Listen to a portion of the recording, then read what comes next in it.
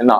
इससे पहले आपको मैं बताया था कि P E plus P not E is equal to क्या होता है 1, और मैंने एग्जाम्पल के थ्रू आउट भी आपको समझाया कि किस तरीके से पी नॉट की वैल्यू 1 होती है। अब जो मैं बताने जा रहा हूँ क्लास 12th में आप पढ़ेंगे कंडीशनल प्रोबेबिलिटी।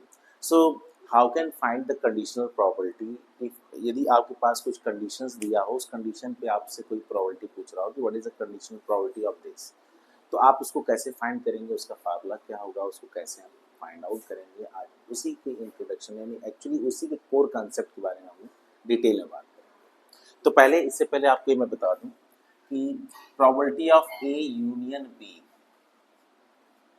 इसके बारे में आप जानते होंगे, क्लास 9th में भी पढ़ा होगा, क्लास 8th में भी पढ़ा होगा आप लोगों ने। A union B, A union B का मतलब हो गया कि element of set A include with the element of set B.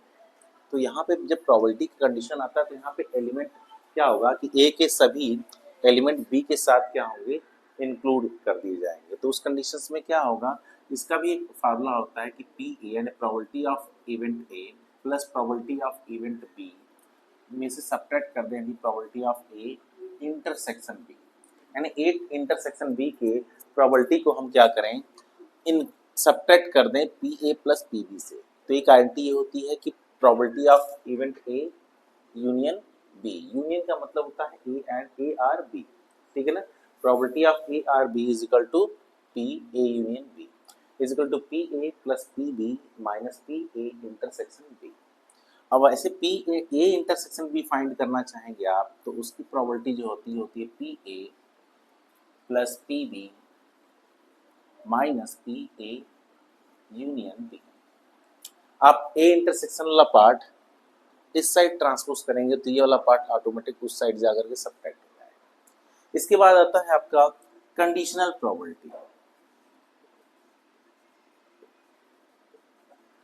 जिसके बारे में आप जानना चाहते हैं, क्योंकि आपकी क्लास 12th में इसी से बिलोंग्स सारे क्वेश्चंस पूछे जाएंगे। कंडीशनल प्रोबेबिलिटी तो ये तो बेसिक्स था, और इसके बगैर आप इसको भी फाइंड आउट नहीं कर पाएंगे, इसलिए बताना बड़ा इंपॉर्टेंट था। अब कंडीशनल प्रोबेबिलिटी में होता क्या है, if or then, if or then means if the situation is this, then what is the probability, then means if this situation is not, so what is the next probability, यानी if or then situations, this is depend on the if or then situations, यानी इसकी जो probability हो if or then, it's depend on this one, कि यदि ये होगा तो क्या होगा, ऐसा हुआ तो क्या होगा।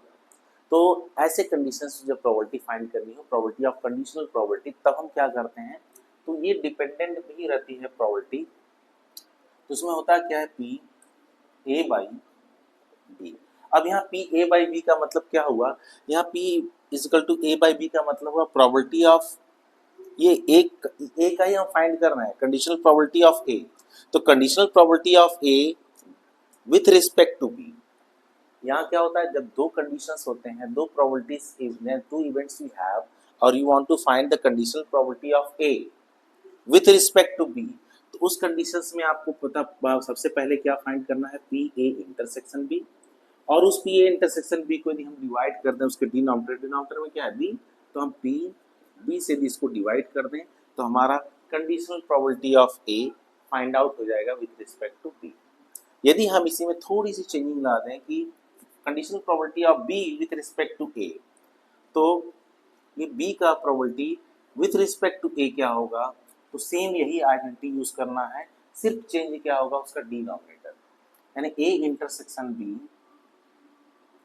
Intersection B divide by P A, यानी ये दो आइडेंटिटी ही आपको कंडीशनल प्रोबेबिलिटी में यूज करना होता है।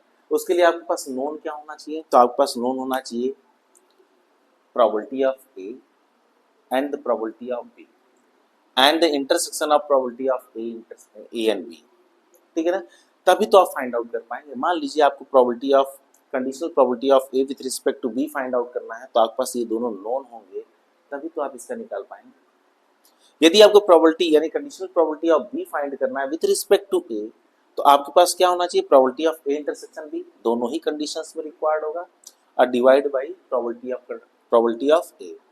याद रखिएगा इसका डिनोमिनेटर वही होगा जो इसका डिनोमिनेटर है, जिसके रिस्पेक्ट में प्रोबेबिलिटी पूछी जाएगी वही वैल्यू, उसी की प्रोबेबिलिटी आपको डिनोमिनेटर में रखनी है। यदि आपको ये समझ में आ गया तो हम आपको क्वेश्चंस के थ्रू बताएंगे कि किस